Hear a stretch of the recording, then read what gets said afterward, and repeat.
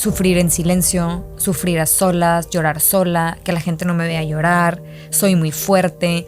Entonces todas mis depresiones las escondía muchísimo. Ya empezaba a ver como estas cuestiones conmigo de bajé muchísimo de peso, o sea, 10 kilos. Y cuando digo 10 kilos pesaba 36 kilos. Estaba en la UDEM, era mi primer año de carrera. Tenía muchísima ansiedad, yo no sabía que era ansiedad. Insomnio, no dormía. De repente tenía episodios muy depresivos, o sea, como de no me puedo parar de la cama, pero yo pensé que me iba a morir. Estaba tratando de apagar bombas por todos lados hasta que un día exploté. Sí. Exploté muy fuerte, dije cosas que no quería decir, fue muy notorio, fue como muy observable, había muchas personas dentro de la mesa y una de mi red de apoyo me dijo, necesitas pedir ayuda. O sea, me dijo, de verdad necesitas pedir ayuda. Me dijo, yo te acompaño. Me dijo, yo te acompaño. No, yo me acuerdo que era llore y llore y llore. Pero el trastorno bipolar se sale un poquito de estas subidas y bajadas normales y se vuelven, vamos a ponerle subidas y bajadas clínicas o patológicas, si lo queremos ver como en un término más profesional y médico, que se van hasta acá y se bajan hasta acá, en donde la persona está totalmente desesperanzada y no ve un fin a su sufrimiento y empieza a tener pensamientos recurrentes de es que yo no sirvo para nada, que nada de afuera, o sea, ninguna persona de manera intelectual va a lograr convencerle de lo contrario. Esto no es un juego, como que sí tendríamos que tomarle, sí le deberíamos dar la seriedad que merece. Entonces tú imagínate una persona que está en una crisis y llega una persona para abordarla y que le diga, oye, es que siempre es lo mismo, ve otra vez estás así, si necesitas ayuda, definitivamente esto y lo otro, y la persona está en crisis. Y las crisis en salud mental pueden llegar a muertes por suicidio.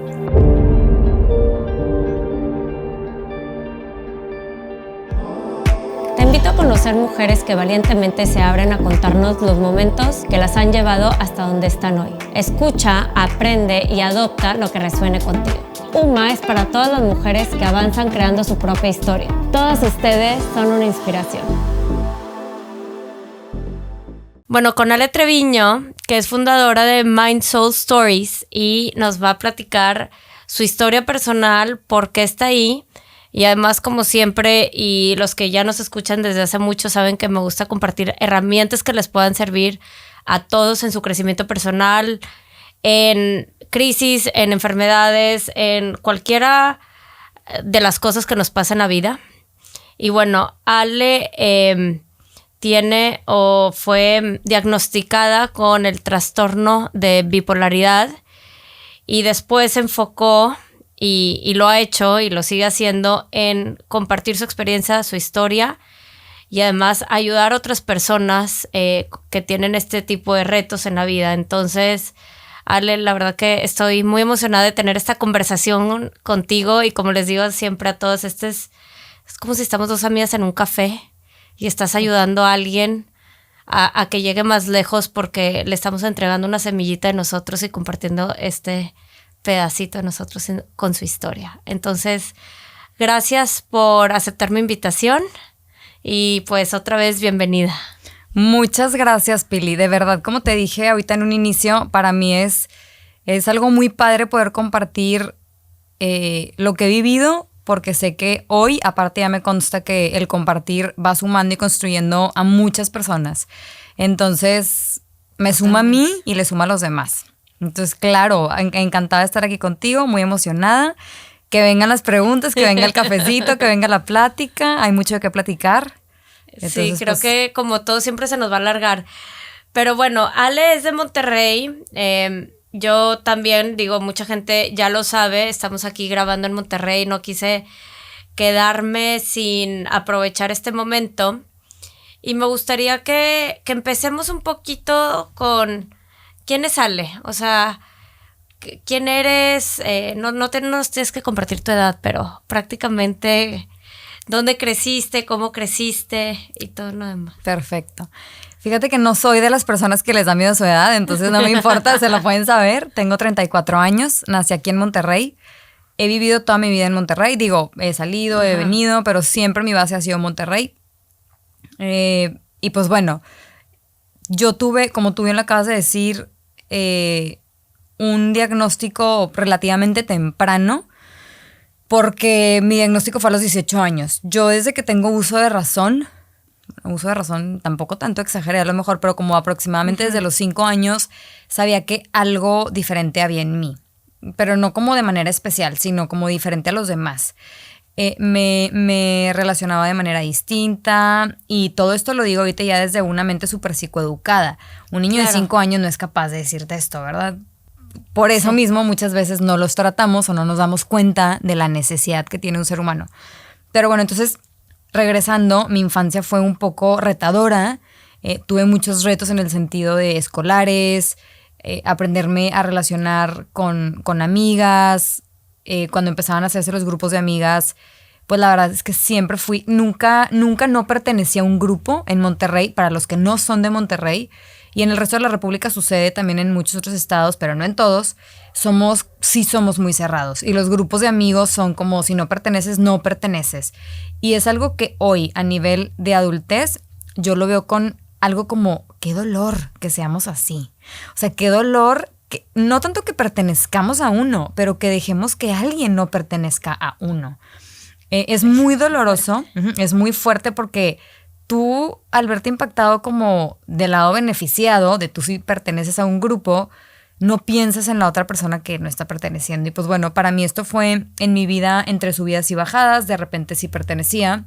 O sea, en Monterrey, para los que no sean, y como dices tú, en otros lados de la República, tu grupo es con el grupo del colegio en el que creciste, casi siempre. Así es. Y puede ser un colegio grande, puede ser un colegio chiquito, pero en general, o lo que nosotros dos vivimos, yo tengo 37 años y generaciones muy cercanas, pues éramos entre 10, 12, y se formaban, yo creo que desde que teníamos 6, 7 años. Yo creo que mis amigas no han cambiado en estos últimos 30 años. Exacto. Entonces, qué fuerte es. Y en otros lados de la República, en prepa o en carrera, cambian los grupos. Exacto. Por eso justo hice la aclaración. Claro. Porque en muchos lugares puede ser distinto. En Monterrey sí es un poquito más tradicionalista todavía. Y cuando quería llegar a este punto, era como ese punto de que desde la niñez hasta la adultez es, ay no, pues Pili no es de mi grupo. Entonces, por lo tanto, pues no la voy a invitar a mi cumpleaños, porque pues entonces la tendría que separar de ese cumpleaños. Entonces, empezamos a hacer como todo este tipo de separaciones que en mi infancia, volviendo un poco a la pregunta inicial, sí fueron un reto, ¿ok? Después me logré estabilizar en esos temas. ¿Pero qué pasaba? O sea, me da curiosidad. Pues no encajaba. O sea, como que más bien yo era como una particular. O sea, si tú acabas de decir, pues como más o menos desde los 6 años. Y vivimos realidades prácticamente iguales. ¿Se me explicó? De ambientes muy similares, etcétera. Mismas generaciones, mismos tiempos. Entonces, para mí, esa estabilidad que tú mencionaste de los 6 años la logré a los 15. O sea, casi 10 años después. ¿Se me explicó? Por X o Y problemas, como te digo, de relaciones interpersonales, que el mismo problema que yo venía cargando, pues interrumpió un poquito, ¿verdad? Si hubiera, que lo hubiera no existe, un adulto que ahorita no se puede responsabilizar. Yo siempre en todo donde participo jamás hago responsable a ningún adulto, porque yo creo que todos los adultos que nos acompañan y nos aman, maestros, familiares, papás, mamás, etcétera, hacen lo mejor que pueden con lo que tienen en su momento. Eso es un hecho. Y al menos en mi caso así es. Pero eso no significa que tengan la información correcta ni que te estén haciendo un bien. Entonces, pues bueno, esa parte de mi infancia fue retadora. Tuve un fracaso escolar grande también. En algún momento como que sí, entre que sí decían que era déficit de atención, pero entre que sí saben, mis papás o no sabían, entre que sí, no van a ir al psiquiatra porque pues no venía al caso, entre, pues mejor dale omega 3 porque pues dicen que funciona, entonces tómate el omega 3, yo me acuerdo que siempre me lo tomaba, entonces me tardé en leer, me tardé en hacer cosas que son muy básicas, que hoy esas conversaciones, yo no tengo hijos, pero mis amigas, la mayoría tiene, hemos logrado tener ese diálogo de no te preocupes. O sea, veme a mí que hoy yo soy ávida lectora, o sea, me encanta leer, leo muchísimo, me informo en muchos temas, me considero una persona intelectual y si ahorita hay un trending en TikTok que viene de que ¿qué le dirías a tu niña chiquita? O sea, ¿qué le diría la Ale de hoy a la niña chiquita? Y es como, es esa parte de o sea, aprendimos a leer, claro que aprendimos, o sea, leemos de más, de hecho, o sea, cuando la gente nos pregunta por libros. Entonces, es un poco lo que trato yo de predicar ahí sobre todo con las mamás que se preocupan muchísimo de que es que tiene este problema. Yo voy a salir adelante mientras tú lo ayudes a salir adelante. Es muy importante saber que una persona que tiene una condición, a la edad que sea, necesita un acompañante y necesita a alguien que esté ahí para apoyarlo, para ayudarlo, para guiarlo, para todo. Que es justo en lo que nos vamos a meter un poquito más profundo, porque hay veces que el enfoque es la persona que tiene el problema de salud, y ya sea mental o físico. Exacto. Y nadie sabe o nadie se enfoca en todo lo que hay alrededor, porque también pasamos por cosas difíciles cuando alguien en tu casa está enfermo, digo físico, o sea, se enferma de algo tan fácil ahorita que hay muchísima influenza. Oye, el niño se está levantando cada 3 horas. Pues la mamá también, si trabaja, si esto se tiene que levantar cada 3 horas, se cansa. O sea, desde cosas tan chiquitas como trastornos, y a mí no me gusta decirles trastornos, pero...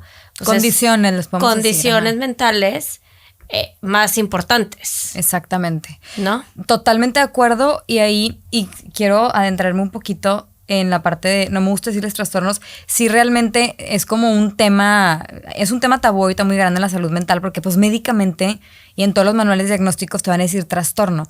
Y cuando hablamos de otro tipo de trastornos, por ejemplo, trastornos hormonales, endocrinos o así, no nos incomodamos. Meramente incomoda cuando hablas de un trastorno mental. Entonces, yo soy bien abierta y siempre, porque todo el mundo siempre, gracias a Dios, me ha tocado muchísima gente con mucha como empatía. Oye, le decimos condición, le decimos trastorno, y yo, como tú lo identifiques, yo explico, es una condición, es un trastorno, es una enfermedad. Es una enfermedad, que ahí luego ya se meten los enfoques en derechos humanos, que si no se le debe llamar enfermedad o no, que no es tema de esta mesa, pero es un muy buen punto eso que acabas de decir, porque sí a veces se confunde y también puede ser traumático, sobre todo para los niños, pero también desinforma mucho. Yo he hablado con mamás de niños neurodiversos, específicamente autistas, que me dicen, es que a mí que me le digan que es autista y que es neurodiverso, porque eso es lo que es, y esa etiqueta lo va a hacer volar, son sus alas para volar. Que él tenga la claridad de que tiene un cerebro distinto, de que esto fue en el desarrollo, de que no es su culpa, de que esto, hay 1001 etiquetas más que se arropan cuando no tienes el nombre como tal, o sea, como no le llamas a las cosas como son. ¿Se me explico? Que ahí sí, por ejemplo, al autismo, esto es algo personal y la audiencia ya, cada quien creo que tendrá su punto de vista, tanto como tú. Yo al autismo no lo veo como una enfermedad, ¿se me explico? Pero sí lo veo como un trastorno y sí lo veo como una condición. ¿Por qué no lo veo como una enfermedad? Porque es algo con lo que pues sí se va a vivir toda la vida, pero al final es algo que no, pues, híjole, no sé cómo explicarlo, pero no...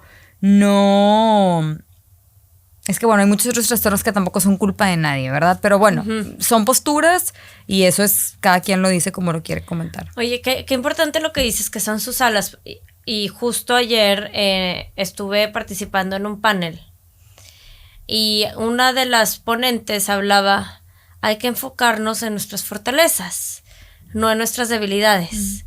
Y me resonó tanto porque luego queremos hacernos cambiar tanto que vivimos en esta fuerza o nos tardamos más tratando de cambiar algo que es muy difícil para nosotros y nada más te desgastas. Exactamente. En vez de decir, a ver, esto es lo que yo tengo, esto es lo mío, con esto puedo trabajar. Exacto. Y que desde chiquitos lo escuchen y más que nada lo normalicen.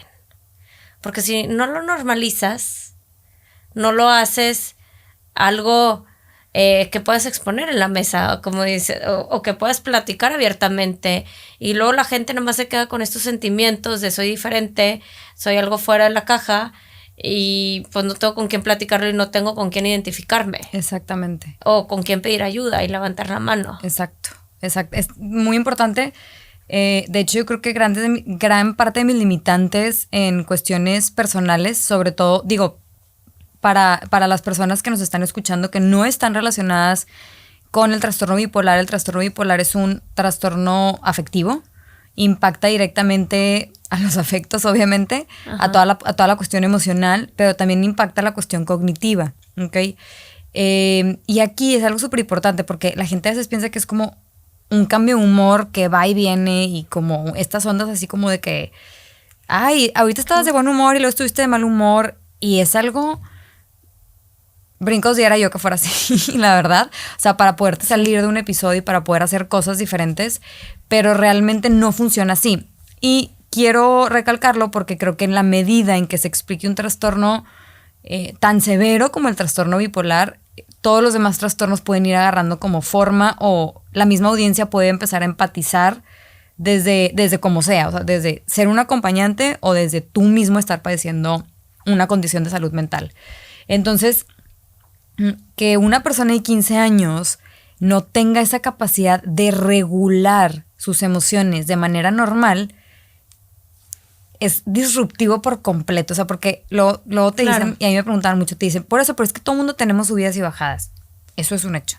O sea, todo el mundo tenemos, esta es la línea, y aquí pues, yo subo y bajo. Hay días que te levantas down, hay días que te levantas un poco más alegre, hoy empoderada, hoy tengo 7 entrevistas, estoy bien ocupada, qué padre, sí.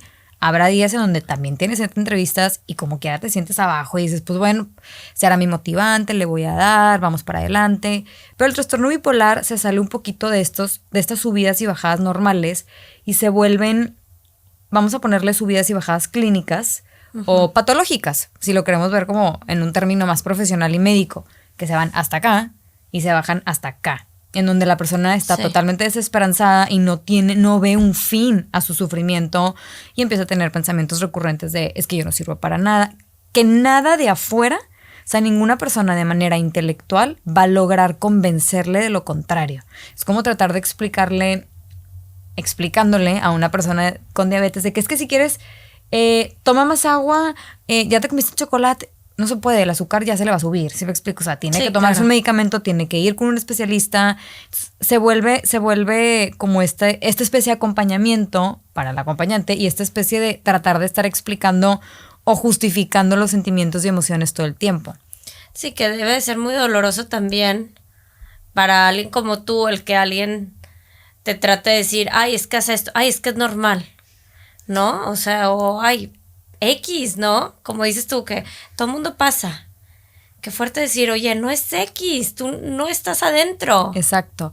Y más, a mí me llamó mucho la atención, o sea, me ha llamado mucho la atención que hay muchas personas que intentan acompañar, pero no pueden, y es muy válido.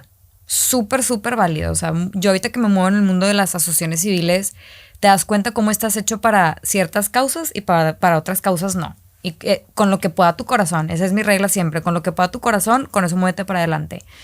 No es que esté bien o esté mal que te acompañen, pero hay muchos comentarios intelectuales, y estos comentarios intelectuales están comprobados por la ciencia, en donde yo por quererte ayudar a veces te hago más daño.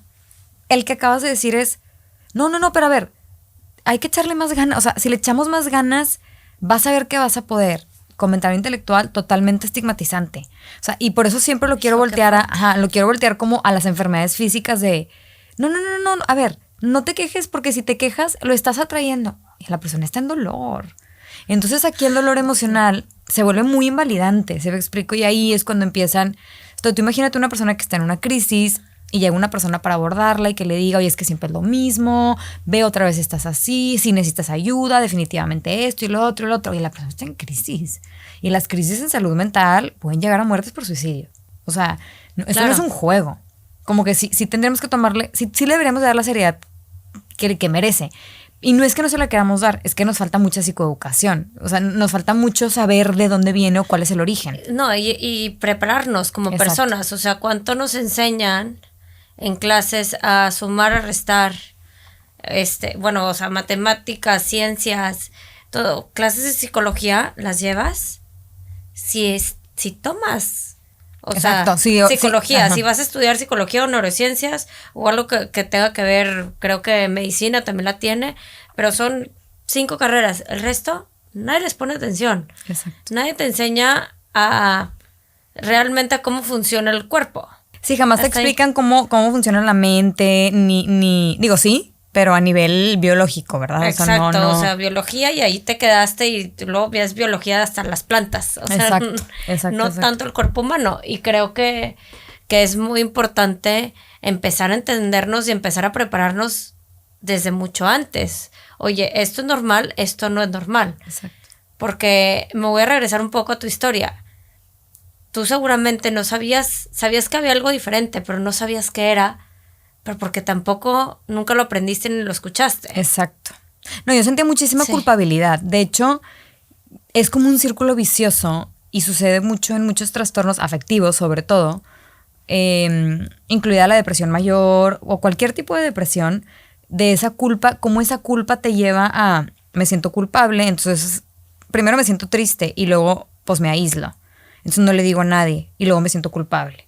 Y luego otra vez me siento muy culpable, la culpa nunca te va a llevar a algo bueno, ¿verdad? O sea, pero no eres capaz de salirte de la culpa para irte a la responsabilidad de poder decir, a ver, me hago cargo de mí mismo en este momento. O sea, la persona que está en depresión no es capaz de hacer eso, o sea, no tiene la fuerza para hacerlo. Para volver a estar triste, para volver a sentir culpa, entonces entonces pues no, y por eso hay gente por eso es bien peligroso, porque hay veces que una misma persona con una depresión temporal la puede convertir en una depresión crónica. Y eso es algo como, digo, en mi caso es distinto porque el trastorno bipolar, hasta donde hoy lo que marca la ciencia es que es un trastorno crónico y recurrente. Entonces yo voy a tener episodios toda mi vida. Eso es algo que hoy ya sé, hoy acepté, y con la frescura que te lo estoy diciendo, es con la frescura que lo tomo. Pero eso me costó 14 años, ¿verdad? No me costó de que, me dijeron ayer y hoy lo estoy empleando. No es así de fácil. Hay unas personas, porque pues para todo hay personalidades que lo toman mucho más sencillo, hay recaídas, te vuelves a levantar, te vuelves a caer.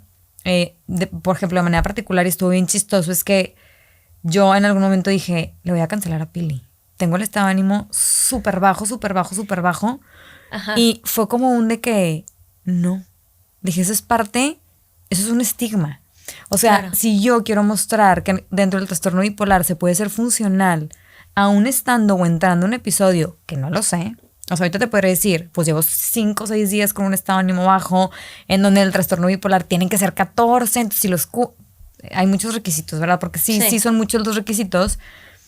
Para mí era como o sea, el estar aquí, presentarme y platicar con tu audiencia desde este estado de ánimo y comprobarme a mí misma que esto es salud mental, ¿sí me explico? O sea, es como si quisieras hablar con una persona de un testimonio de, no sé, de depresión, puede ser. Puede ser de depresión o a lo mejor... de ansiedad. Ajá.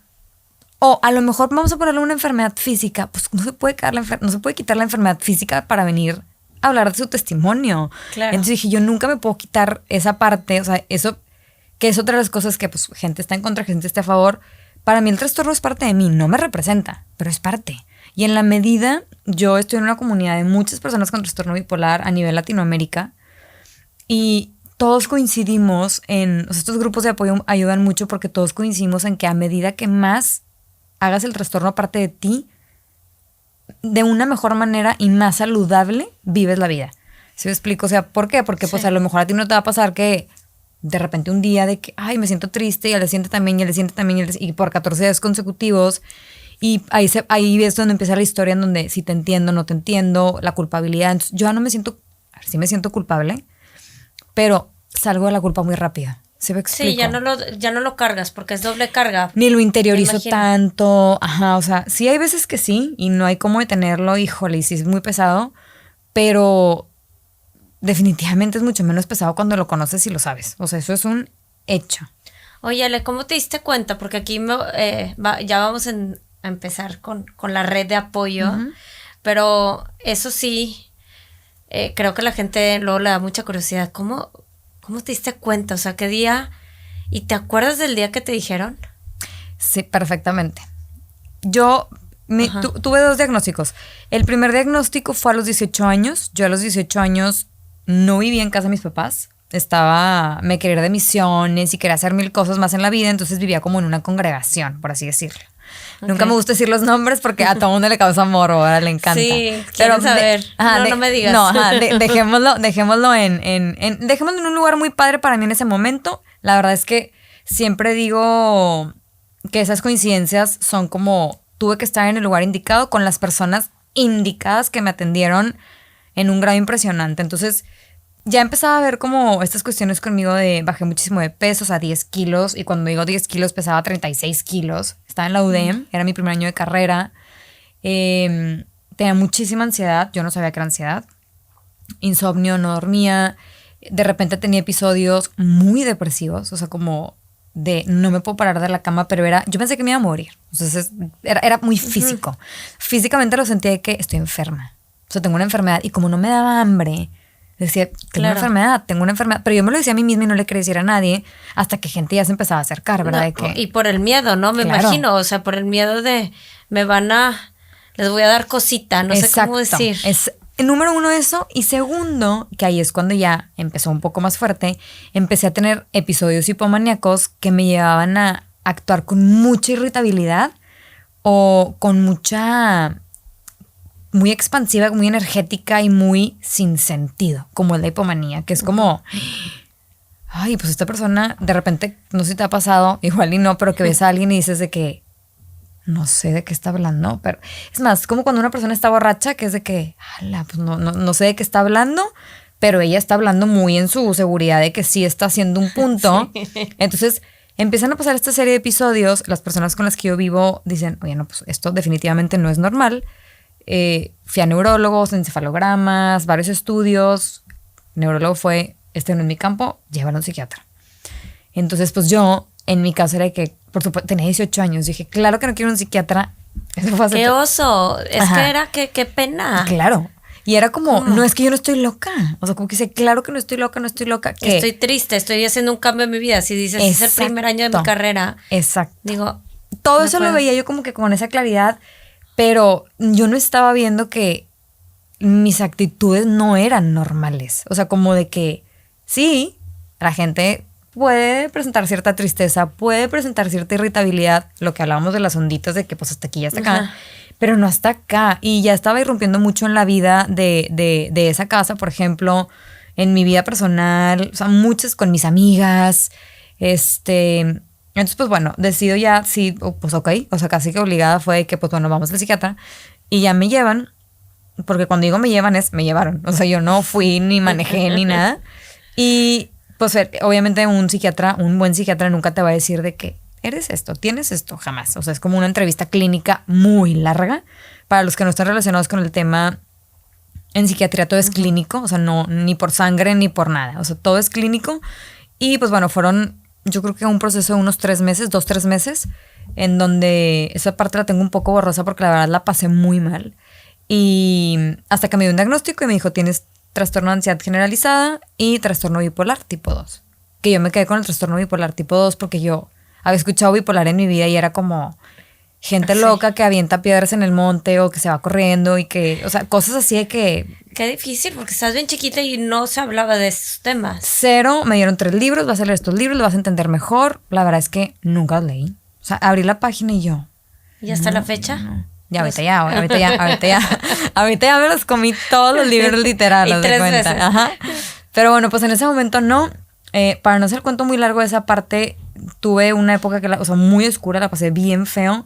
Me salgo de esa congregación, me regreso a casa de mis papás, sigo el tratamiento farmacológico y también era más farmacológico, más que terapia. O sea, con ese psiquiatra en específico era nada más como cuando vas y te atiendes farmacológicamente, es como de que síntomas, lloraste, no lloraste, pensaste, no pensaste, hiciste esto, no hiciste esto. O sea, no es de que, ay, es que me peleé con mi amiga. O sea, eso no existe, ¿verdad?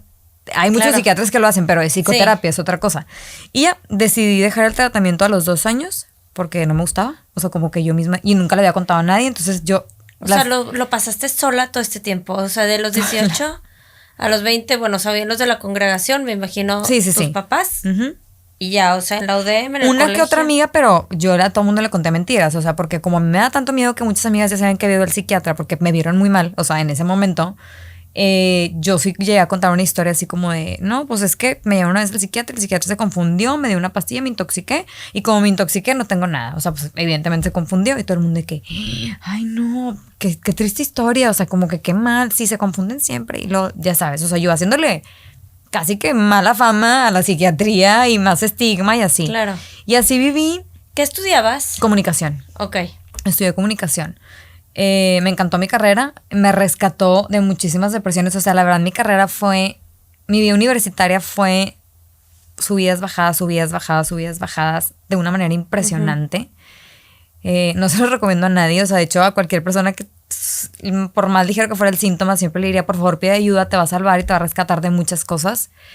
Y hasta que llegó un punto en mi adultez, muy reciente, me casé. O sea, cuando te casaste, ¿no lo habías platicado con él? No. Jamás lo platiqué con Ruli. Sí le dije la mentira que ya te conté. O sea, de que sí fui al psiquiatra, sí me dieron esta pastilla, sí me intoxiqué. Y él, ay, pues X, como que está muy simple pues la historia. O sea, como que no le pareció trascendental. ¿Y nunca hubo episodios con él antes de casarte? Sí los hubo.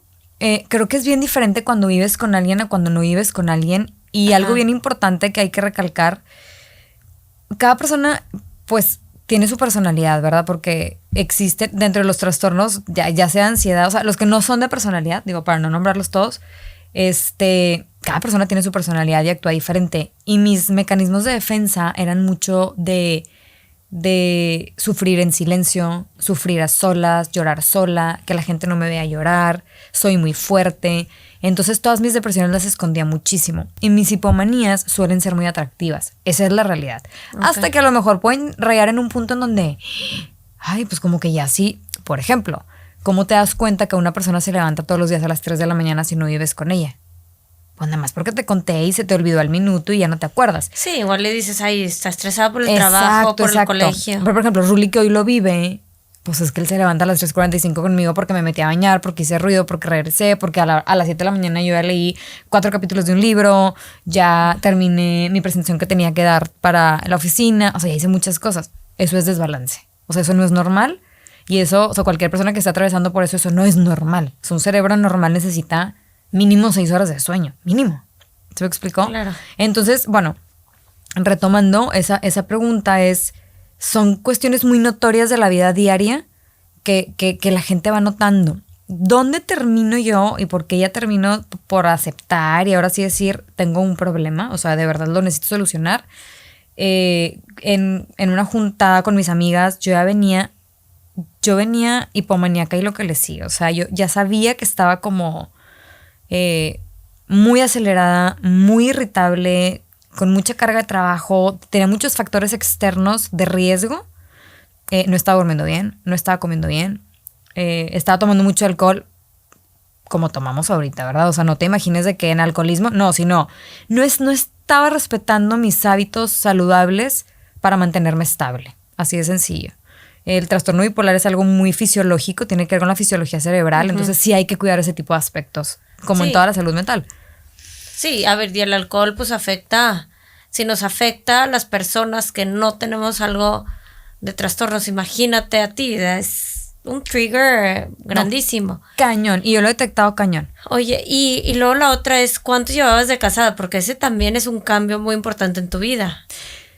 Cuando pasó esto, o sea, yo tuve varias elevaciones dentro de mi matrimonio muy notorias, pero como muy justificables desde la parte intelectual. Por eso te digo como, ay, pues es que tiene mucho trabajo. O sea, desde dormir 2 horas y hacer 4 horas de ejercicio, yo trabajé en empresas que tenían que ver con suplementos alimenticios, entonces yo sentía mucha presión hacia mi cuerpo, tenía que tener el cuerpo perfecto y si no lo tenía, era un estrés de sobremanera, que ese es otro tema por completo, pero un estrés de sobremanera gigante, tenía que vender mucho, relacionarme mucho con las personas, escuchar muchas historias y así. Entonces, esa labor me llevaba a elevarme constantemente y digo que era justificable porque para cualquier persona decían de que, ay, bueno, es muy apasionada en su trabajo.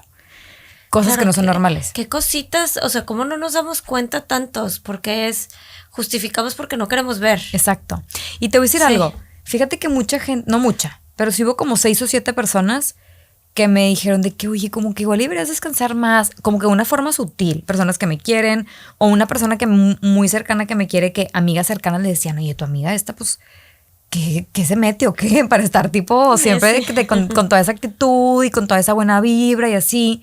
Y ahí yo empezaba a ver que como que había cuestiones que eran falsas. Incluso cuando la gente y cuando digo falso lo quiero aclarar, la gente que me escribía de que es que te admiro mucho, tu energía, cómo le haces. Yo decía, pues es que ¿cómo ustedes, por qué no pueden? O sea, pues yo no, o sea, no me sobreesfuerzo, ¿sí me explico? Entonces, yo trayendo el fondo de que yo ya sabía que yo tenía un diagnóstico que nunca quise aceptar, obviamente, y encima de que mis cuadros depresivos son muy recurrentes y suelen ser más los depresivos que los hipomaníacos. Me pasaban y como que estaba tratando de apagar bombas por todos lados hasta que un día exploté. Exploté muy fuerte, dije cosas que no quería decir, fue muy notorio, fue como muy observable, había muchas personas dentro de la mesa y una de mi red de apoyo me dijo, necesitas pedir ayuda. O sea, me dijo, de verdad necesitas pedir ayuda. Me dijo, yo te acompaño, me dijo, yo te acompaño. No, yo me acuerdo que era lloré. Otra de mis amigas no estaba ahí, pero le marqué y le dije, ¿qué hago? Y me dijo, por el momento tranquilizarte, agarra tu bolsa, vete de la casa, cosa que no hice, malamente. Pero ahí empezó todo. O sea, ahí empezó como necesito ayuda. Y me daba pena decirle a esta Rulia de que necesito ayuda, ¿qué hago? Etcétera. Entonces pues, le dije, oye, creo que necesito ayuda. Y él mismo terminó la frase de un psiquiatra y yo, sí, me dice, totalmente. Y yo, pero si me dice, me dice. Qué fortaleza de él de decírtelo y de normalizarlo, de estoy aquí. Ruli siempre ha sido como muy fuerte y muy objetivo. O sea, como él lo veía como algo y que. Porque yo le decía, pero y si me dice que sí soy bipolar, y me dice, pues que te diga. Y te tomas la medicina que te tengas que tomar. Ay, ya le dijiste. Y ese salto tipo, o sea, de un gap, ¿verdad? De como 200 años. Le dije, si me dice que sí soy bipolar, y me dice, pues que te diga. Me dijo, es que no podemos hacer nada. O sea, es que es como si me dices, y si me dice que soy diabético, pues es que nosotros no lo podemos controlar, no podemos hacer nada. Uh-huh. Entonces, él fue como una clave, o sea, más bien, la interés y la seguridad de él fueron algo muy clave para mí. Yo soy una persona que si te quiero mucho, sobre todo Raúl es mi esposo, ¿verdad? Es la persona con la que hago vida y comparto. Para mí era muy importante que él validara eso, con tranquilidad, sin enojarse. Imagínate que le hubiera reaccionado de que, ay, claro que no, vale, no manches, no creo que lo necesites. Me hubiera agobiado muchísimo. Entonces, él fue el principal incitador, o sea, yo misma y su apoyo inconsciente, porque yo creo que ni siquiera él era consciente de lo que me estaba diciendo. Él más bien actuó desde su naturaleza. Y me consulté, gracias a Dios con la primera psiquiatra que fui hice mucho clic. Eso es muy raro que pase. Se los adelanto a cualquier, o sea, para que nadie piense que mi historia es la que tiene que ser. Pero hice mucho clic con ella. Ella me dijo, oye, la verdad es que yo te tengo que hacer un radiodiagnóstico. Ya pasó mucho tiempo. Esta persona es buenísima. De hecho, fue mi maestro y wow, una eminencia. Me dijo, pero es mi ética. Y yo, pues claro, perfecto. Yo todavía tenía la esperanza de que, ay, chance no, o sea. Sí, chance nada más es un cambio importante en mi vida. Y el siempre lo mismo, las excusas y así. Y al final fue una pregunta muy así de que terminó de cerrar todo. Ella me dio ciertos materiales para que yo los fuera leyendo. Tenía tarea y así. Pasaron como 7 semanas más o menos. Iba 2 veces a la semana con ella. Y me dice, bueno, Ale, ahora sí, ¿tú qué piensas? Y yo, en mi cabeza fue que, no, yo vengo a que tú me digas tú qué piensas, ¿verdad? Y me dice, sí, parte de mi diagnóstico es saber tú qué piensas. Me encantaría, después de que todo lo que ya leíste, ya lo que platicaste con Raúl, con algunas amigas, así que me dijeras tú qué piensas. Y yo, ahí sí, Pili, fue como un de que me doblé por completo y dije, estoy 100% certera de que tengo trastorno bipolar. O sea, no tengo duda. Me dijo, yo también. Okay. Me dijo, yo también. Y te va a ir muy bien. Hay muy buenos pronósticos. Si me dejas ayudarte. Me dijo, no tiene que ser conmigo, puede ser con alguien más. Pero claro que hay súper buenos pronósticos. Y fue como, sentí un alivio muy grande. O sea, fue como un de que por fin lo acepté. Obviamente era el principio de la aceptación, ¿verdad? En la aceptación cuelgan muchas cosas. Por fin Raúl sabe. Y todavía tenía el nervio. O sea, era el nervio de que voy a ir a mi casa a decirle que sí. Y es un cambio. Y empiezas a tomar las medicinas. Y como que sí es algo grande. O sea, el acompañante ahí. O sea, el rol que juega Raúl. Y en este caso, cualquier persona que se pueda, o sea, que nos esté escuchando, que se sienta identificada desde ese lado como de red de apoyo, y yo les llamo como acompañantes, deja tú lo básico y lo elemental, es de mucho sufrimiento también y es difícil. O sea, no es, muchas veces, y me regreso un poquito a lo que hablábamos hace ratito que te comentaba yo de las mamás de los niños autistas, que dicen, es que yo prefiero que digan que es autista porque es mejor, porque son sus alas para volar, etcétera. Yo pienso lo mismo tanto del acompañante como de la persona que tiene un trastorno, porque al tú saberlo, pues ya como que lo vas aceptando y lo identificas. Y la persona que acompaña, pues la gente de su alrededor también debería de saber que él está viviendo eso en su casa. O sea, es como si se me explica. Sí, o sea, no lo vive él solo, porque si lo vive él solo, lo vive adentro. Exacto. Y es muy doloroso ver a alguien, o sea, ahí digo, primero tienes que saber, o sea, hay muchas herramientas. O sea, yo, por ejemplo, lo que te platicaba antes de que empezáramos a platicar Ajá. de esa parte de las personas que a mí me han ayudado, por ejemplo, no solo me ayudaron a ver cómo lo viven ellas, se me explicó, desde cuándo es justo alejarte, cuándo es justo regresar, porque tengo 5 personas específicamente que creo y considero lo han hecho muy bien, aunque en momentos les he gritado, les he reclamado, les he dejado contestar mensajes, o sea, porque el otro lado es el crítico, ¿verdad? Tú eres la que está aquí en crisis y haces Sí. muchas cosas y el otro lado es como el estable.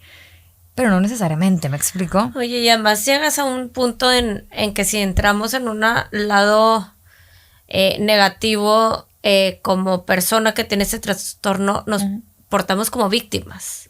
Entonces, yo me merezco que me den esto porque yo estoy pasando por esto. Pero no te cuestionas, oye, ¿la otra persona se lo merece? Exacto. La otra persona eligió estar ahí, ¿no? Es más bien eso. Entonces tú también ha de ser bien retador como persona que te está pasando el hijo y también la otra de... Luego entras en... Yo no me merezco esto. A ver, nadie te dijo que te lo merecías. Pero todos tenemos cosas que vamos a pasar en esta vida Exacto. y que tenemos que apoyar y que reelegimos todos los días estar ahí y Exacto. apoyar. Exacto. Y Y por ejemplo, ahí, Pili, me encanta eso que dices porque va a variar un chorro. O sea, como que cada uno tenemos rasgos de la personalidad distintos, ¿ok? Entonces, hay cosas con las que tú puedes, que a lo mejor yo no puedo, o que a lo mejor tú puedes gestionar de una mejor manera, o lo que sea, como sea. Pero dentro de los trastornos, y quiero ser muy insistente, también impacta la personalidad. Entonces, por ejemplo, hay personas que tienden a ser víctimas, que tienden mucho más a ser masoquistas, y al traer eso consciente, que eso solo se puede traer consciente en terapia, es un trabajo totalmente interior, tanto del acompañante como de la persona que tiene el trastorno, es súper importante y sería como una recomendación gigante. O sea, no es nada más, a veces el trastorno es lo de menos. O sea, es muy importante, pero a veces Claro. el trastorno es lo de menos, pero es la dinámica, ya sea de pareja, ya sea de amigas, ya sea de mamá, papá, hermanos, lo que sea, Hijos. es la claridad que tú, hijos, es muy importante también, la claridad que tú tengas de cómo eres tú, de que a ver qué rasgos de la personalidad predominan en mí. Por ejemplo, a ver, a lo mejor yo sí soy muy masoquista. Entonces salgo de una para empezar en otra. Entonces, el traerlo consciente te hace como no volver a caer en ese rol de víctima o no volver a caer como en, a ver, no, esto sí lo puedo controlar, esto sí lo puedo hacer de esta manera, estoy cayendo otra vez en este rasgo predominante mío. Que te digo, es un trabajal. no, o sea, lleva años luz. Años luz. Y por eso yo siempre pongo que el acompañante, o sea, uno de los puntos o herramientas que ahorita como quiera, digo, los voy a tocar, los voy a platicar. No, tú ahí- dale, ajá. dale. Ay, O sea, estoy feliz. ahí, o sea, lo primero que dije fue que, pues bueno, es muy importante saberte como acompañante. Y si hay alguien en la audiencia escuchando y se identifica como acompañante, es súper elemental que te pongas el traje de acompañante. Y el primer punto que a mí me gustaría tocar es primero tú. Primero tu salud física. O sea, es como lo que dicen en el avión, que es muy gráfico. Para tú ayudar a un niño, te pones tú primero la máscara y luego se la pones al niño. Es exactamente lo mismo. Tú no puedes ayudar a alguien si tú no te ayudas a ti mismo primero. Entonces, tus hobbies, tus amigos, tus juntadas, siempre va a ser una parte importante. Oye, te voy a interrumpir. ¿Cómo crees que sería bueno, por ejemplo, comunicar esto? O sea, o tienes alguna imagen de Raúl diciéndote, a ver, hoy necesito irme con mis amigos, y igualito este es un episodio, pues ya llevas 13 días, o sea, ya saben, igual y ya lo platicaron que van a llegar el día 14 y que puede ser que estés en un episodio Depresivo. depresivo, no sabía cómo decirlo, pero ¿cómo lo platicas y cómo crees que tú sea bueno de decir, oye, yo voy primero en este momento sin herir al otro? Porque luego puedes herir porque estás en este lugar sensible. Exacto. Yo creo que aquí hay muchas respuestas y no porque no te pueda dar una, sino porque va a depender de la severidad de la crisis, de la severidad del trastorno, de la edad de la persona. O sea, también tiene mucho que ver. Por ejemplo, hay adultos mayores y me ha tocado en episodios de demencia que aparte tienen episodios psicóticos.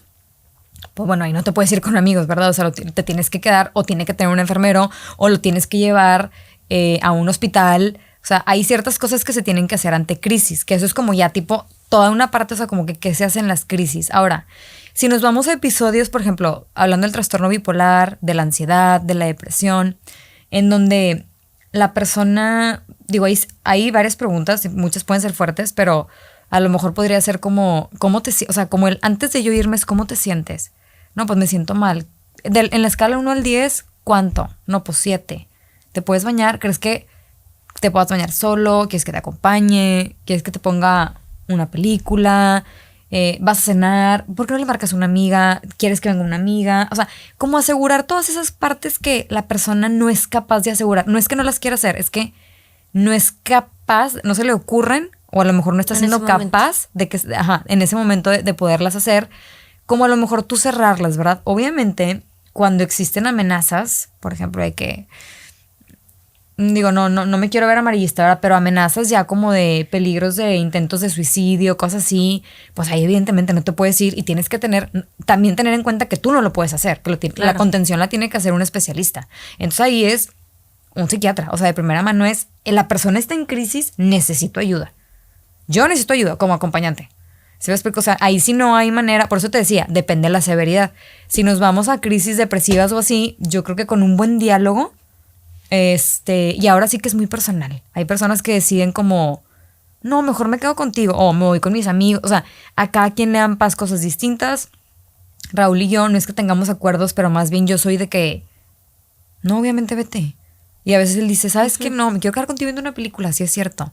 Y me acuerdo mucho que una psicóloga me llegó a decir en algún momento, es que el matrimonio, hablando de matrimonio, porque las amistades es totalmente distinto, es en las buenas y en las malas. Y obviamente a veces las malas así se ven, pero como que no las queremos ver, ¿verdad? O sea, como que a veces las malas sí se ven así, o sea, es que puede ser desde una gripa. Es como si me dices de que se está muriendo de gripa y quiere un caldito, pero yo me quiero ir con mis amigas. Pues a lo mejor yo solita digo, ay, pues me quedo contigo, no pasa nada, baby. ¿Sí me explico? No pasa nada, aquí te acompaño. Pero bueno, creo que es cuestión de diálogo, de clarificación de puntos y de sí tomar en cuenta como esta parte, que creo que con los demás puntos que les voy a decir se van a ir aclarando algunos.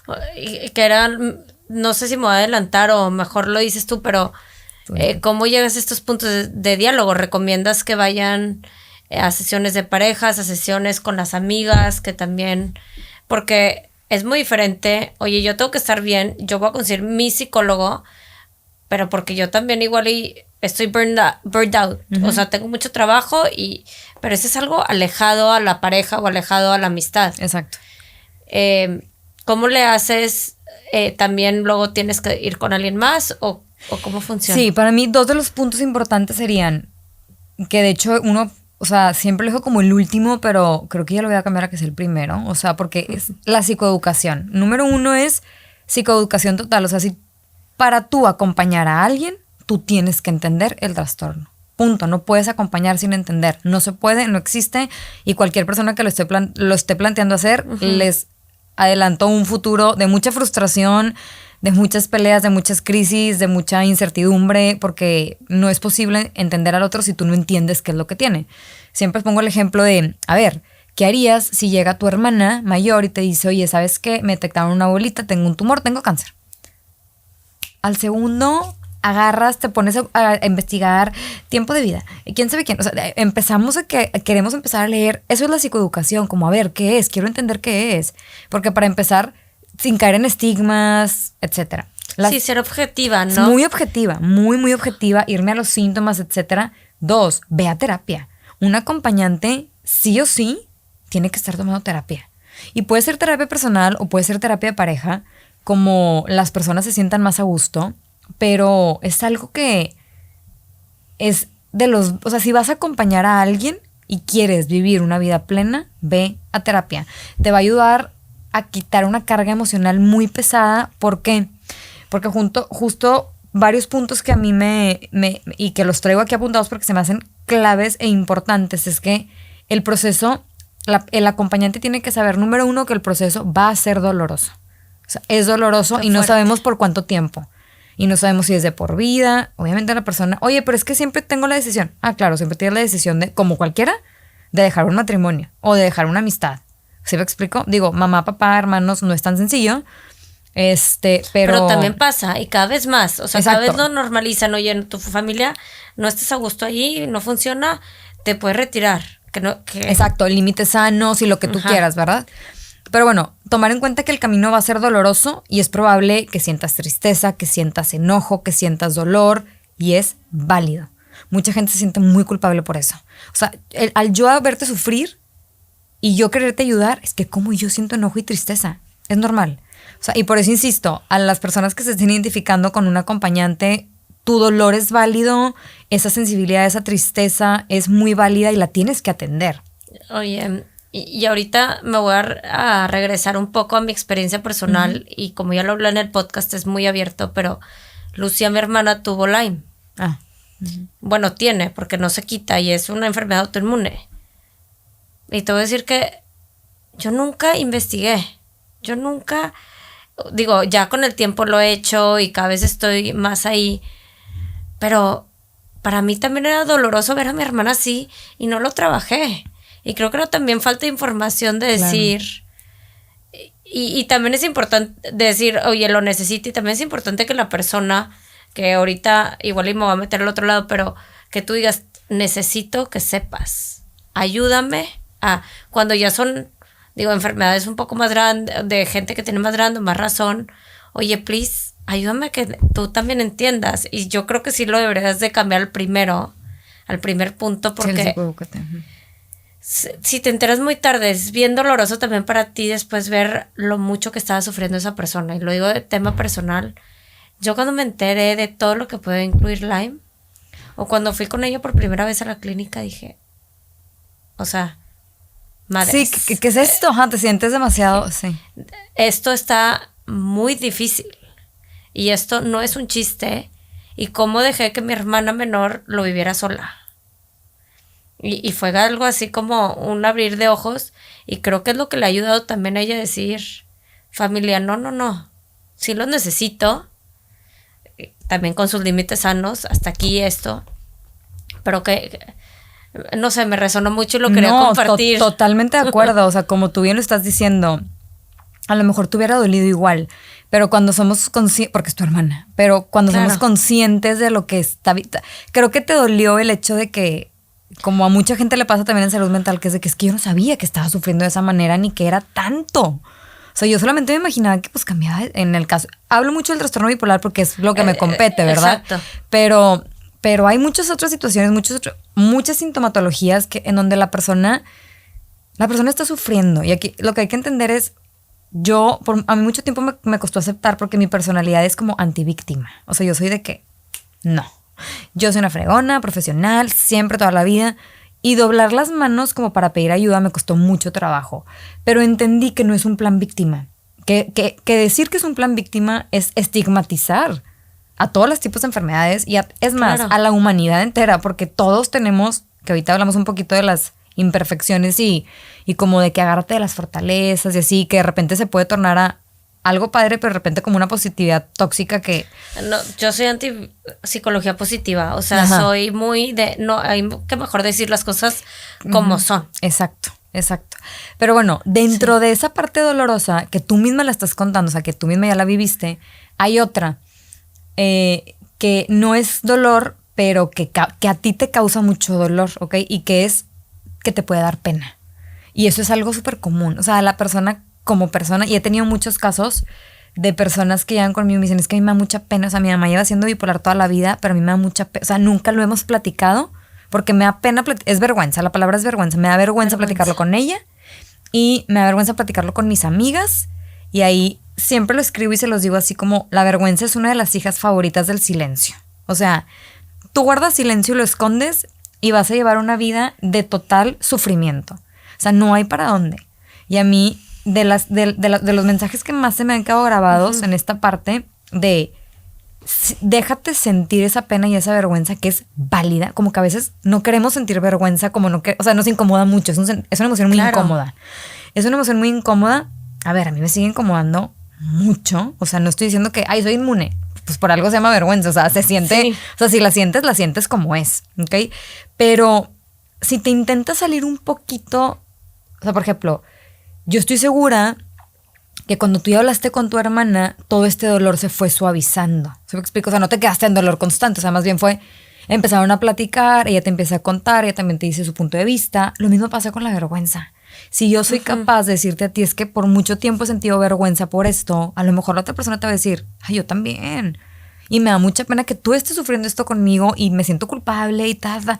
Entonces va aligerando la carga de la vergüenza. Esto se hace menos silencioso. El silencio es el peor enemigo en salud mental. El peor enemigo. O sea, no debería existir, pero no nos podemos deshacer de él a menos que nosotros queramos, ¿ok? Que elijamos. Claro. Exacto, te vas a ir sintiendo mucho más liviano y la carga va a ser menos pesada. Como acompañante, y vas a ayudar a que la persona, que a lo mejor ya lo aceptó, por ejemplo, como es mi caso que lo tengo muy aceptado, tenga menos culpa en cualquier episodio, crisis o lo que sea, ¿verdad? O sea... Sí, porque tienes esta carga, ya no lo cargas tú. O sea, es como cargar una mochila de 20 kilos tú sola. Exacto. O decirle a alguien más, oye, llévate tú un lado y yo otro, y pues vas cargando 10 y 10. No quiere decir que se vayan las piedras, no quiere decir que no vayan a existir, pero quiere decir que pues lo voy compartiendo y voy dejando ciertas cosas en el camino. Exactamente. Una por una, hasta que esa mochila igual ya no sirve. Digo, ya no pesa, no, porque sí sirve. Pero... O pesa menos porque realmente... Y habrá días en donde pesa, habría días en donde no tiene que pesar. Por eso yo creo que el proceso de la recuperación de un trastorno mental está como... Número uno, en aceptar, aceptar que existe. Y el segundo es como pues a lo mejor va a doler siempre, pero no con la misma intensidad ni de la misma manera. ¿Se me explicó? Entonces, pues ya, vas caminando por la vida así. O cuando dicen, cuando escribes algo lo haces real. Exacto. Y es lo mismo, cuando lo hablas, lo haces real y sale, se queda la energía en el universo. No se queda en ti. Exactamente. ¿No?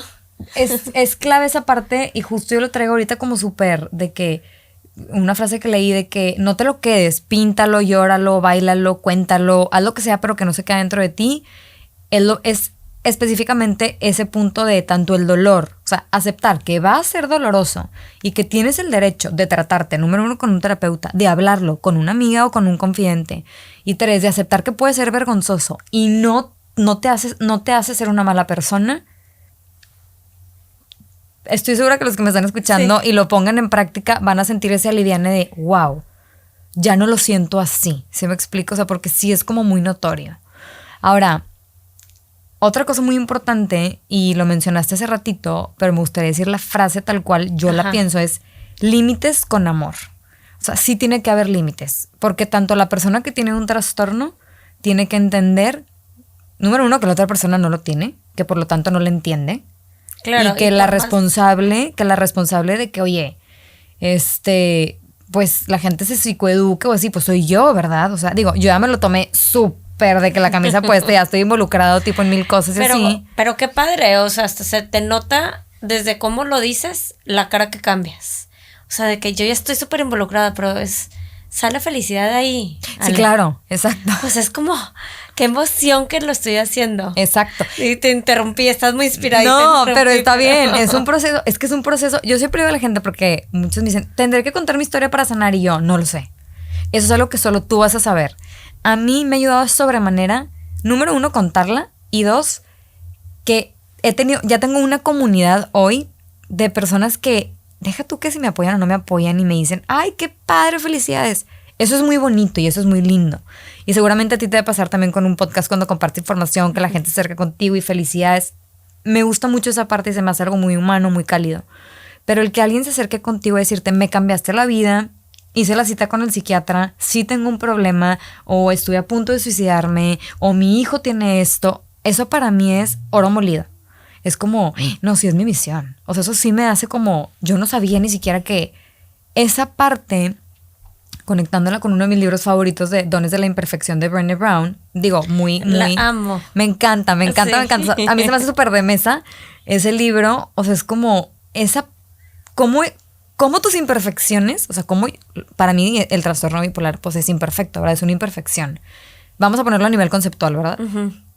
Porque ya te iba a decir que yo no estoy de acuerdo. Ajá, exacto. Pero a nivel conceptual, para poder clarificar como el ejemplo que veo del libro y el cómo yo he podido literal mover montañas con él, acercar a gente, ayudar, cambiar vidas literalmente, pues esos son los famosos dones de la imperfección de los que ella habla. O sea, en la medida en que tú aceptas las cosas que te han limitado, porque meramente es eso, ¿no? La imperfección yo siento que la tendemos a encasillar como algo feo, defecto, no sé, algo le malo. Le pones hasta el IM, o sea, el imper. Ajá, exacto. Es como es, y por eso ahora le dicen hay un área de oportunidad. Pues no es una área de oportunidad tampoco, porque no tienes que cambiar esa área de oportunidad. Exactamente. Es nada más una diferente manera de ser. Exacto. Pero ¿por qué le ponemos el imperfecto? Exacto, me encantó eso. Y es que todos somos diferentes, o sea, ninguna neurona se va a conectar igual tú y yo, o sea, nada más por el simple hecho. Ni aunque seamos cuatas, hermanas. No tiene la misma construcción. Gemela, no hay manera. Porque tú tomaste algo y yo lo tomé diferente y decidimos diferentes cosas. Exacto. Y la fisiología cerebral es distinta también. O sea, es que desde donde lo quieras ver, desde la parte médica, psicológica, siempre es diferente. Como decimos, nunca hay una flor idéntica. Ándale. O sea, y es lo mismo acá, nunca hay una flor idéntica. Oye, pues déjanos ser diferentes.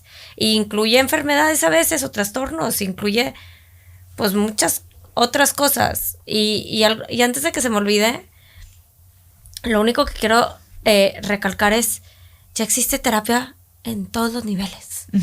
Hay de 100 pesos, hay de 200, hay de 1000, porque luego la gente lo escucha, es que yo no puedo pagar terapia. Sí, no claro. Es cierto.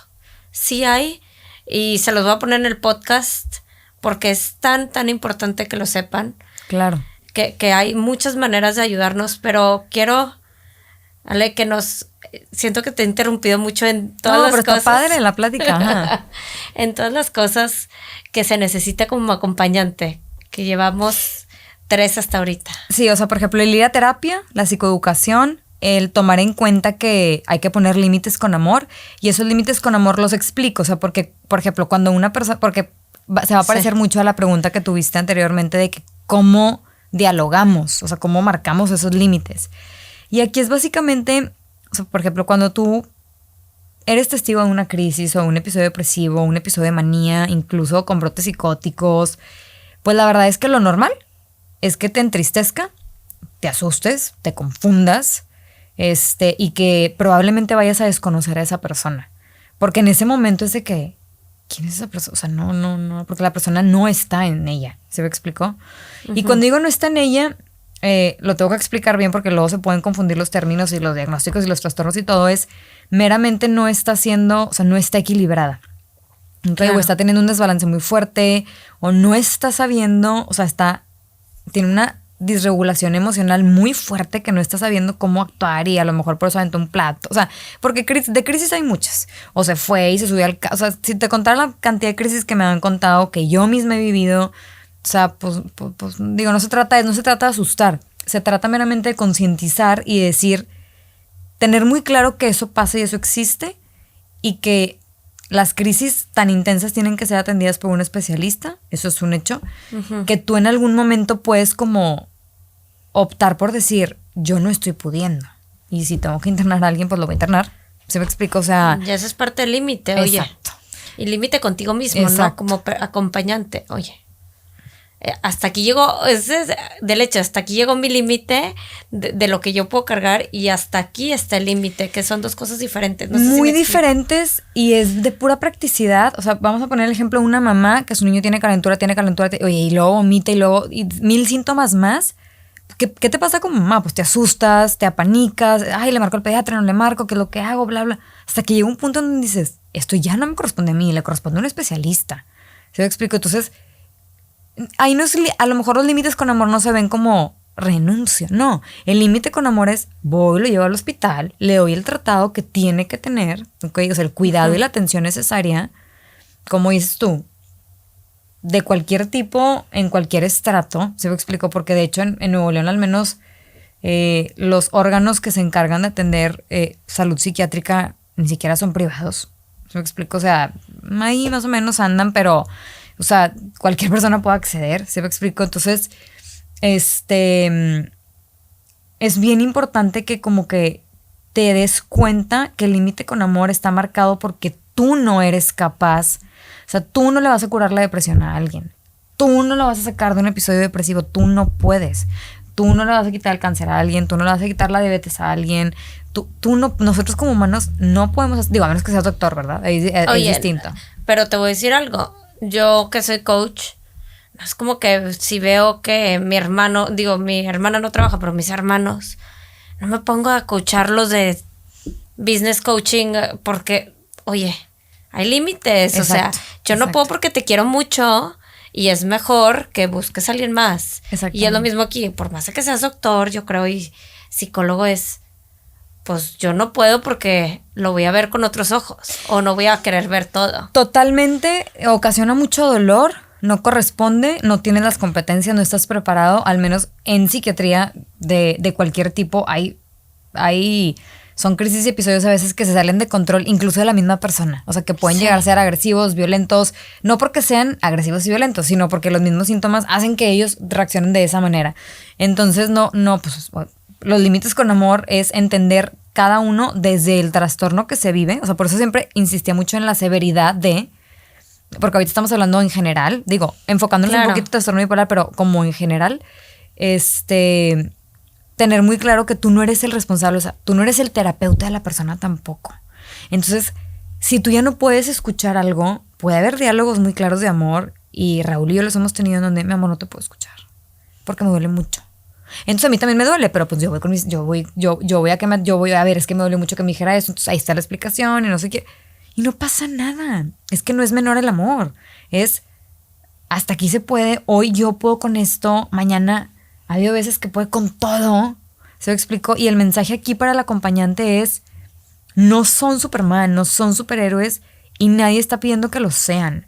De hecho, yo que estoy del otro lado, o sea, yo que digo, sí me puedo denominar paciente, no me incomoda, que tengo una condición de salud mental, muchas veces cuando estoy estable, pensar en la otra persona es como todo lo que yo le quiero decir a esa persona, y de hecho lo planeaba, o sea, el objetivo de traerme a la computadora era que planeaba como leer esa parte que en su momento escribí.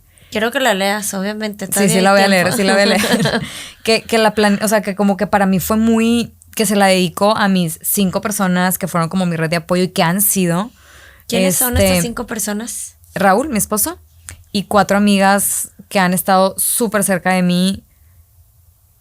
Muchas han estado cerca, pero especialmente ellas 4 han estado cerca de una manera con estas características que yo desarrollé.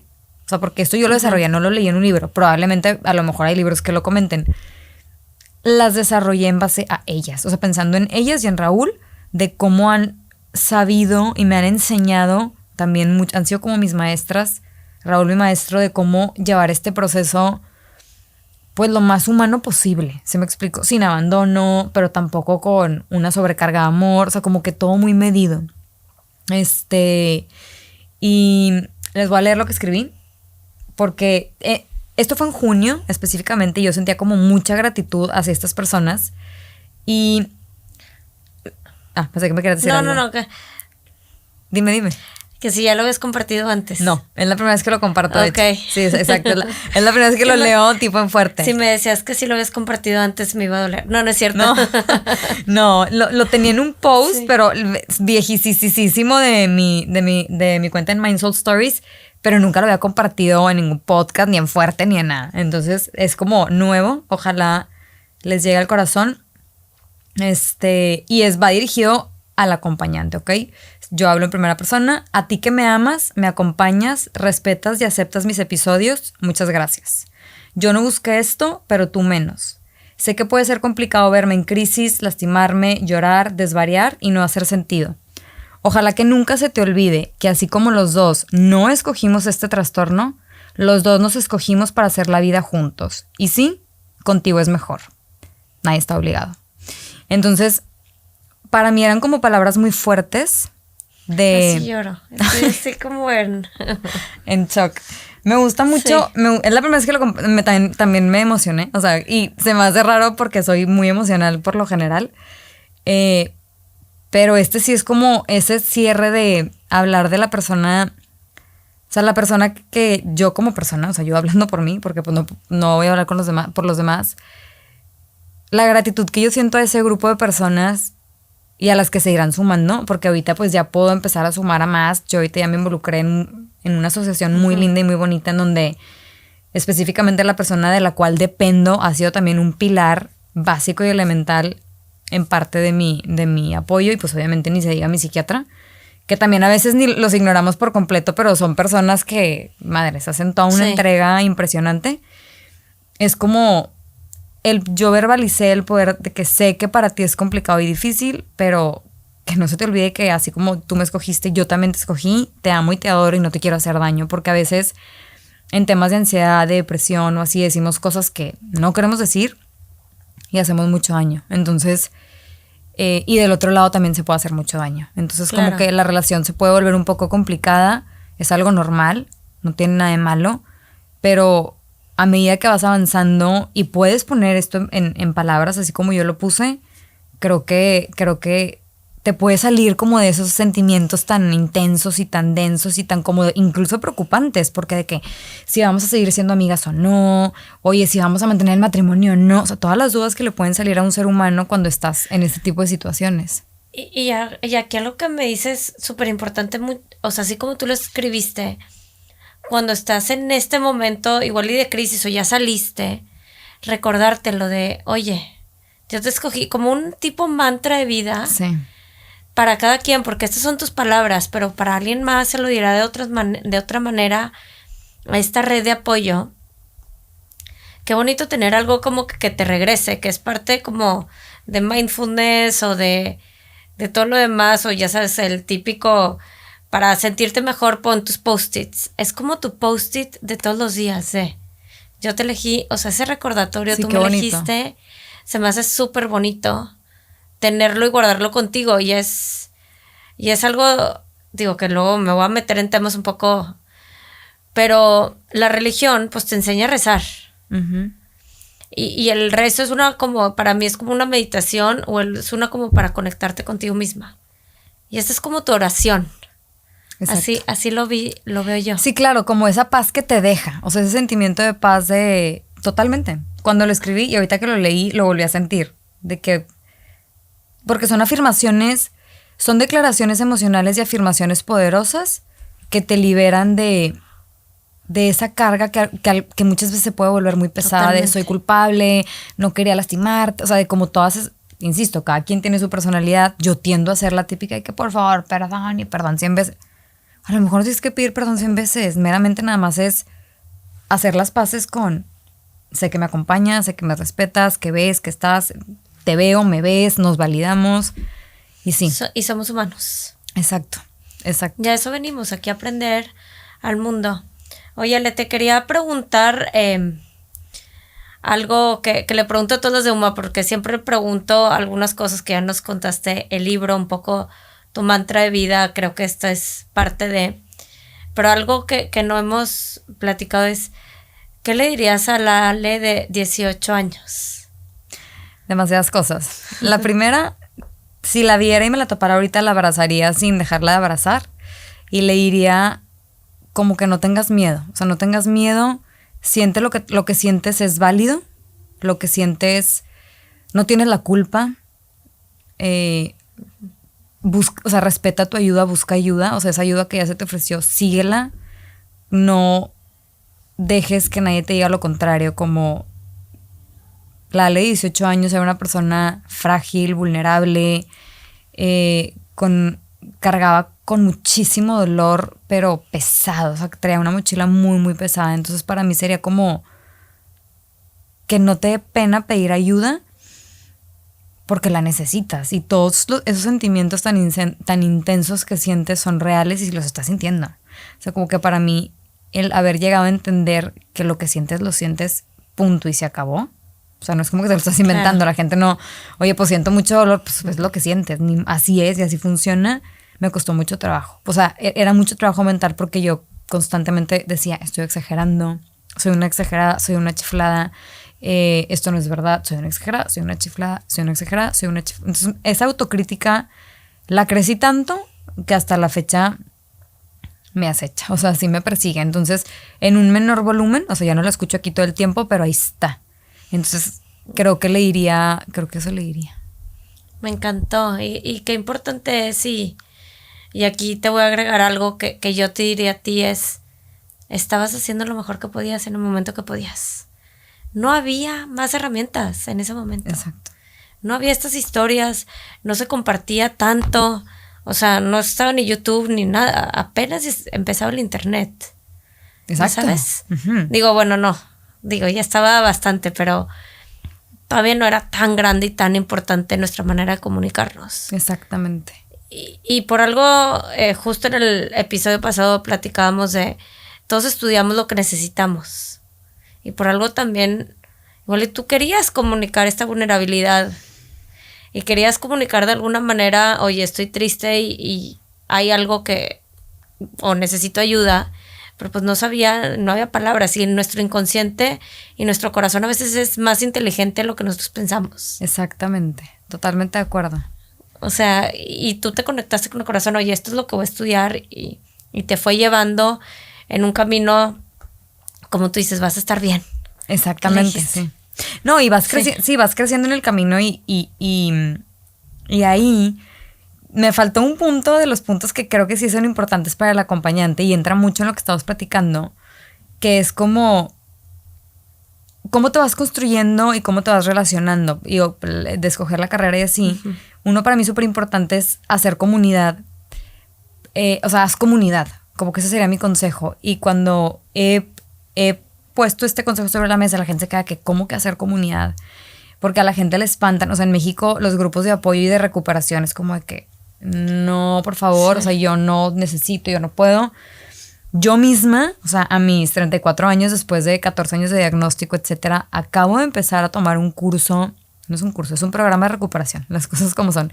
Es un programa de recuperación de trastornos mentales o condiciones mentales en donde solo convives con personas que tienen un padecimiento. Y es demasiado fascinante. O sea, existe para las personas que tienen la condición y existe para las familias que viven. Y a las familias se los dan otras familias que han pasado por algo similar. Y ahí apela mucho a la vergüenza porque por lo general nos da pena. O sea, nos da pena de que cómo... Yo la primera sesión que llegué era de que ¿qué estoy haciendo aquí? Yo no correspondo a este lugar. Es más, hasta casi que pensé que estaba en retroceso de que yo no tengo nada, esto no, y así. Oye, además viviendo en esta sociedad tan chiquita en la que vivimos, que es la realidad, ¿y si me encuentro a alguien conocido? O sea, no dormí una noche antes, estaba súper atormentada y así. Cosa que pues yo había hecho o sea, ya había hecho varias cosas, ya había salido a la luz. Pero sí te cambia por completo la perspectiva a la hora de hacer comunidad con personas que han pasado por las mismas vulnerabilidades, miedos que tú, incluso peores, ¿se me explicó? Es un proceso, por eso se llama o sea, son programas de recuperación. Es un proceso que acelera la recuperación tanto de una persona que acompaña, y tengo testimonios de personas que han acompañado, que han tomado ese tipo de cursos, incluso el mismo, que dicen, yo salí siendo otra persona. Mi matrimonio cambió, a lo mejor no 180 grados, pero tipo 40 grados, 50, o sea, en un sentido de que cambió. Se me explicó, cambió, yo cambié, ella, etcétera. Entonces, siento que es algo que lo daría mucho como consejo para las personas que van acompañando y sobre todo si planean que su relación sea sostenible en el tiempo, ¿verdad? Con sus hijos, con su esposo, con su esposa, con quien lo estén viviendo. Me encantó, o sea, qué padre que tocas el tema de comunidad, porque cada vez lo vemos, o sea, más grande y que la gente se abre más y la parte de conexión. Yo cuando estaba empezando UMA, yo decía, es que yo veo tanto bonito por fuera, pero cuando me conecto contigo, no sé, si nos hubiéramos sentado a un café y me platicas tu historia, digo, oye, pero su vida no es perfecta, pero están bien bonitas sus redes sociales o está bien bonito la foto que sale en el Sierra Madre o en el Reforma o como lo quieras ver. Uh-huh. Y me sentaba y así me empezó a pasar con las mujeres. Que empezaba a ver, oye, no es cierto, ella pasó por esto, ella pasó por esto. Y empecé a estudiar cómo quiero ¿cómo le quiero hacer para comunicar estas historias? Y al principio iban a ser como que episodios de comunicación de cosas, o sea, mucho más como estructurado. Pero dije, no, la historia es lo que te hace estar ahí. Y es lo mismo con la comunidad. Entonces, me lo dices y digo, qué padre que existan otras comunidades de otras que están haciendo otras cosas. Y me reafirma, y aquí va a parecer que estoy haciendo un anuncio, pero... y ya vamos a cerrar, pero... En un mes vamos a buscar juntar a mujeres que están en puestos de liderazgo en empresas o son freelancers o son emprendedoras a que platiquen y se apoyen con los problemas que viven día al día en el trabajo. Súper necesario. Que ahorita existe pues el coaching, existen ciertos foros, pero hay veces que no abrimos cosas sobre la mesa de cosas más delicadas. Y gente me decía, oye, pero qué feminista, ¿por qué no abres con los hombres? Los hombres también estamos en la empresa. Pues porque hay cosas que a veces las mujeres tienen que platicar solas porque estamos más retrasadas, ni modo. Pero cuando me lo compartes me reafirma, oye, va Uma, creo que en un buen camino y me emociona mucho. No, por supuesto. Una de las razones por las cuales accedía, o sea, digo, la verdad es que tampoco es como que me llueven, no todo el mundo me quiere entrevistar, pero siempre me fijo mucho en cuál es el concepto y qué hay detrás, número 1, de la entrevistadora, y número 2, justo esa parte, qué comunidad se ha creado. Y le eché un ojo a todos tus episodios y así. Me aventé también uno de posparto a la mitad, de depresión posparto, y como que sí dije, estoy totalmente de acuerdo con ese tipo de filosofía. Entonces, creo que este tipo o sea, esto es hacer comunidad también, independientemente de que si ya existe un programa establecido o no, así empieza. O sea, empiezas como juntando a las personas, lo que tú acabas de decir. O sea, tu enfoque son mujeres de liderazgo, en donde que me lo explicaste súper bien desde la primera vez, en donde que no tienen una vida perfecta. Y quiero que las demás lo vean, porque a mí incluso me pasa, O sea, me pasa mucho que la gente, una de las grandes así, estigmas que veo yo hacia mi persona es como, oh, es que ella tiene la vida perfecta. Digo, ya cuando me abrí y conté mi trastorno, o sea, todo lo que conté, ya fue como que de que, no, ok, perdón, haz de cuenta. Pero de mucho tiempo atrás me pasó. Como, no, pues es que ella tiene la vida perfecta, entonces tuvo esto. Y obviamos muchas cosas. En vez de humanizar y como, sí, tocar estos temas que son como humanos. Ni siquiera quitando la palabra sensibles, vulnerables, que te hacen débil. No, humanos. Humanos, simplemente, ahí están. Exacto. Pero bueno, no nos podemos ir extendiendo porque aquí nos vamos a quedar platicando cuando nos gusta encantaría, y estamos en lo mismo. Pero Ale, muchas gracias por hacer este trabajo de compartir, de abrir las puertas a muchas personas. Creo que vivimos en una sociedad que gracias a Dios está abriendo, pero que pues cada vez somos más personas aquí. Cada vez estos trastornos ¿cómo se llama? Se incrementan o se dan a la luz. Entonces, por eso ya sabemos que hay más. Y es un trabajo muy bonito. Y la manera en que hasta lo platicaste, yo estoy feliz porque aceptando todo el tiempo. Entonces, muchas gracias. Estoy segura que vas a seguir ayudando a mucha gente. Y keep doing it. Muchas gracias, Pil. No, gracias por la invitación. Me siento súper contenta de haber participado aquí contigo y compartir espacio también de aprender de ti. Me gustó mucho. Claro. Bueno, pues esperemos les guste. Les vamos a dejar ciertas herramientas y ciertas cosas súper escritas para que lo puedan seguir y sigan a Ale también, porque no platicamos de muchas cosas que son importantes, de cuándo se diagnostica o cómo darte cuenta y más detalles, pero creo que en su cuenta van a encontrar todo esto. Exacto, en mis cuentas personales y en la de Mind Soul Stories pueden encontrar todo acerca de salud mental. Ok, bueno.